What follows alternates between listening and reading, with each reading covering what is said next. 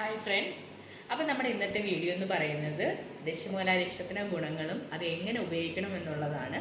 അപ്പം മെയിനായിട്ട് നമ്മുടെ ആ പേര് സൂചിപ്പിക്കുന്ന പോലെ ദശമൂലം നമ്മുടെ ആയുർവേദത്തിലെ ഏറ്റവും ഔഷധ ഗുണവും വീര്യവുമുള്ള 10 വേരുകൾ അടങ്ങിയിട്ടുള്ള ഏകദേശം ഒരു 69ഓളം മെഡിസിൻസ് അടങ്ങിയിട്ടുള്ള ഒരു അരിഷ്ടമാണ് ദശമൂലാരിഷ്ടം എന്ന് പറയുന്നത്.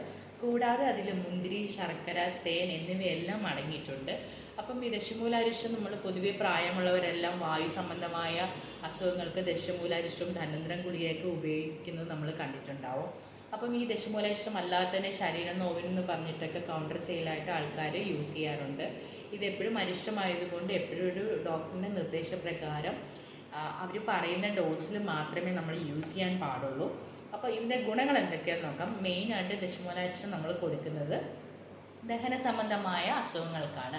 ഒന്നുകിൽ ചിലവർക്ക് ഒട്ടും വിശപ്പില്ലായ്മ ഉണ്ടാവും, അതല്ലെങ്കിൽ കോൺസ്റ്റിപ്പേഷൻ ഉണ്ടാവും, അതല്ലെങ്കിൽ വയറിളക്കം ഉണ്ടാവും. അങ്ങനെയുള്ള കേസുകളിൽ നമ്മൾ ദശമൂലാരിഷ്ടം കൊടുക്കാറുണ്ട്. അതുപോലെ തന്നെ നമുക്ക് രുചിയില്ലായ്മയുള്ള അവസ്ഥയിൽ, വായുവുള്ള അവസ്ഥയിൽ, അതുപോലെ തന്നെ ചുമയ്ക്ക് കൊടുക്കാറുണ്ട്. അർഷസ്, നമ്മുടെ ഫിസ്റ്റുല, ഹെമറോയിഡ്സ് അങ്ങനെയുള്ള കേസുകളിൽ നമ്മൾ ദശമൂലാരിഷ്ടം കൊടുക്കാറുണ്ട്. അതുപോലെ തന്നെ പ്രസവശേഷം നമ്മൾ പ്രസവാനന്തര മരുന്നുകളുടെ കൂട്ടത്തിൽ നമ്മൾ മെയിനായിട്ട് കൊടുക്കുന്ന ഒരു മരുന്നാണ് ദശമൂലാരിഷ്ടം എന്ന് പറയുന്നത്. അതുകൂടാതെ ഛർദിയിൽ നമ്മൾ കൊടുക്കാറുണ്ട്, വിളർച്ചയിൽ കൊടുക്കാറുണ്ട്, ശ്വാസകോശ സംബന്ധമായ അസുഖങ്ങൾക്ക് നമ്മൾ കൊടുക്കാറുണ്ട്, അതുപോലെ കിഡ്നി സ്റ്റോണിന് കൊടുക്കാറുണ്ട്, ശോഷണം, ശരീരബലമൊക്കെ ഒന്നുകൂടെ വരണം എന്ന് പറയുന്ന അവസ്ഥയിൽ കൊടുക്കാറുണ്ട്, വന്ധ്യതയ്ക്ക് വരെ നമ്മൾ ദശമൂലാരിഷ്ടം നമ്മൾ കൊടുക്കാറുണ്ട്.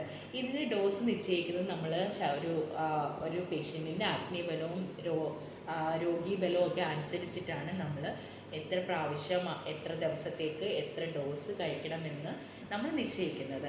എപ്പോഴും നമ്മൾ ഒരു ഡോക്ടറുടെ നിർദ്ദേശപ്രകാരം മാത്രം ഉപയോഗിക്കുന്നതാണ് ഏറ്റവും നല്ലത്. താങ്ക്